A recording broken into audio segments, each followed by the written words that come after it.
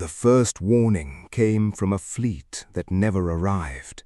Convoy Helios 9 departed the outer trade corridor, carrying medical infrastructure, reactor cores, and nearly 12,000 personnel. It vanished less than 2 hours from its scheduled checkpoint. No distress signal followed. No debris field formed. The convoy simply disappeared from tracked space. At first, Command suspected a navigation collapse. Then the recovery ships disappeared too. By the end of the week, 23 vessels had been erased along the same route, and every disappearance happened inside the exact same stretch of darkness. Captain Lucien Vale received operational command aboard the HSS Iron Revenant after long-range probes confirmed the anomaly was growing. The region itself had changed. Deep scan telemetry showed localized distortions where starlight appeared dimmer than surrounding space, as if the void itself had thickened. Recon specialist Thomas Veric isolated strange gravitational fluctuations repeating in intervals too precise to be natural. Something massive was moving inside the corridor, and it was hiding correctly.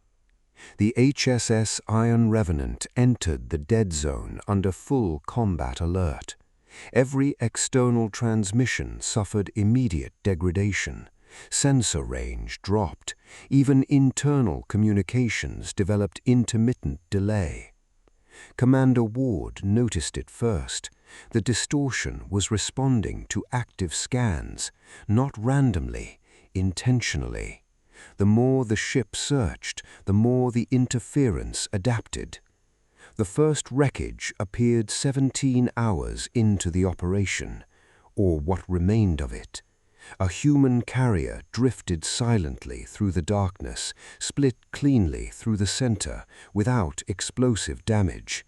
No burn marks, no decompression trauma. The ship looked dissected. Captain Vale led the boarding investigation personally. Inside, gravity still functioned. Emergency lights pulsed dimly through abandoned corridors lined with frost. No bodies were found, not even blood. Entire compartments had been emptied with impossible precision. Storage systems untouched, weapons untouched, only people missing. Chief Systems Officer Rise discovered the first anomaly near the reactor core. Thin crimson growths spread across the walls like living circuitry. The structures pulsed faintly whenever movement occurred nearby. Recon specialist Veric identified low-frequency transmissions moving through the organic material. It was communicating. The Nharic assimilation arc appeared without warning. One moment, the darkness remained empty. The next, space unfolded.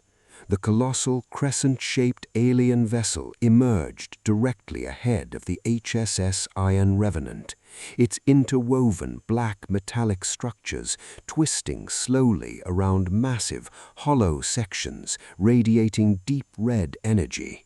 It had not approached. It had been waiting, motionless, inside the distortion field. Commander Ward attempted standard first contact transmission protocols. The alien vessel responded instantly, not with language, with synchronization.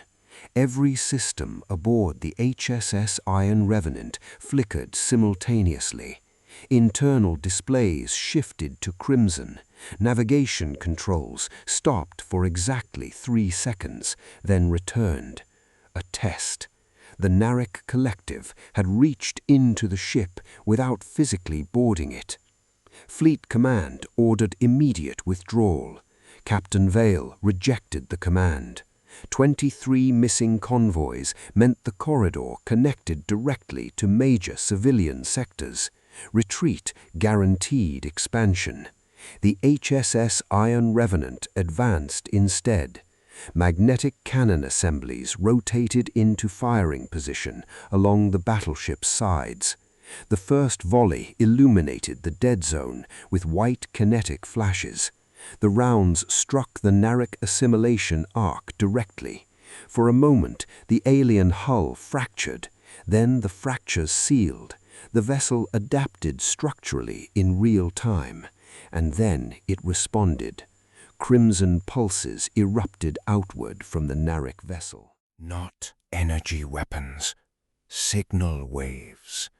The pulses passed through the HSS Iron Revenant's hull and immediately triggered cascading failures.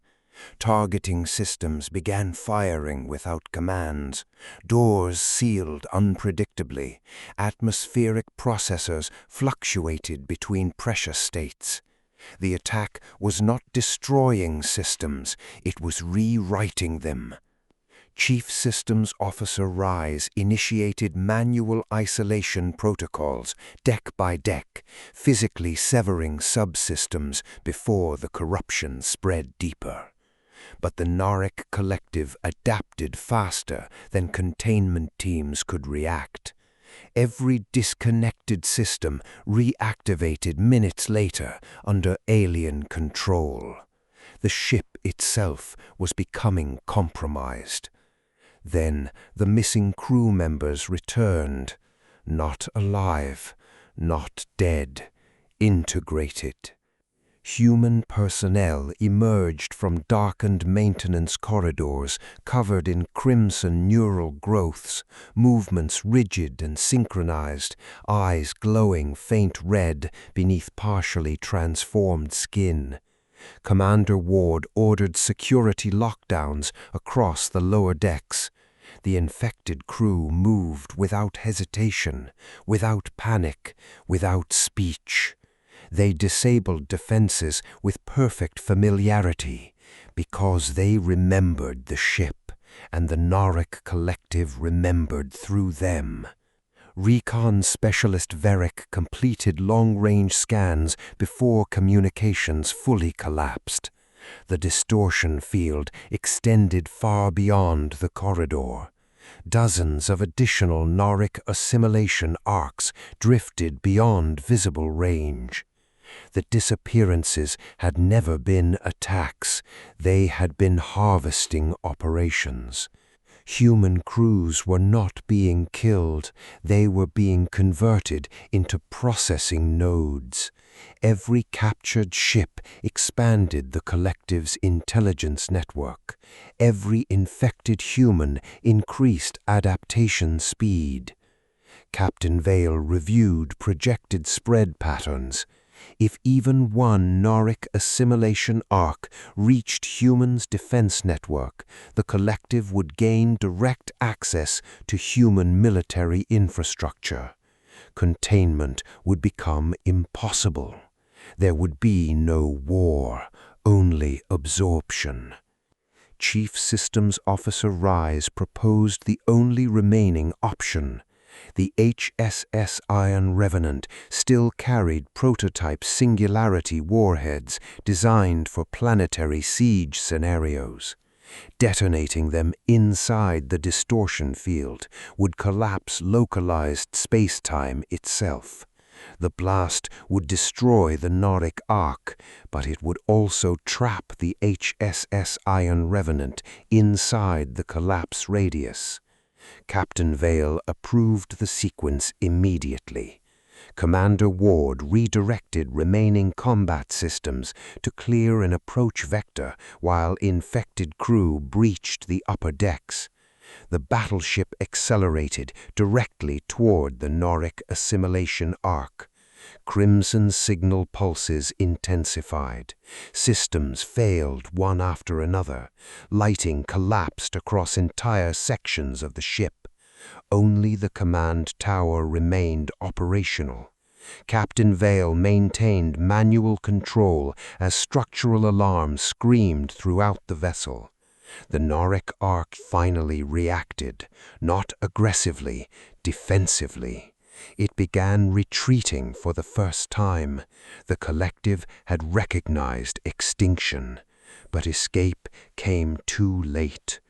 Chief Systems Officer Rise armed the Singularity payload manually from the lower core chamber while containment barriers melted around him.